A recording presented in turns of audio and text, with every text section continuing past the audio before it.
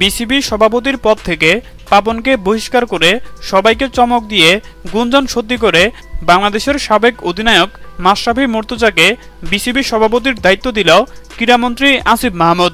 দর্শক, অনেক আগে থেকেই বাংলাদেশের সাবেক খেলোয়াড় মাশরাফি মুর্তজাকে ক্রিকেট বোর্ডের সভাপতি হিসেবে দেখতে চেয়েছিল দেশের কোটি কোটি ক্রিকেট প্রেমীরা। আর এবার সরকার পতনের পর বিসিবির পদ থেকে নিজেই সরে দাঁড়ালেন নাজমুল হাসান পাপন। আর তাই তো নতুন ক্রীড়ামন্ত্রী আসিফ মাহমুদের কঠিন সিদ্ধান্তে বিসিবি সভাপতির দায়িত্ব দেওয়া হলো মাশরাফি বিন মুর্তজাকে। এই ব্যাপারে তিনি আজ সংবাদ মাধ্যমে এসে বলেন, যোগ্যতার দিক থেকে সবার থেকে অনেক এগিয়ে আছে মাশরাফি ভাই। এছাড়া তার হাত ধরে বাংলাদেশ অনেক জয়ের দেখা পেয়েছে। তিনি দীর্ঘদিন ধরে জাতীয় দলের হয়ে খেলেছেন, আর এর কারণেই তাকে বিসিবি সভাপতির দায়িত্ব দেওয়া হয়েছে।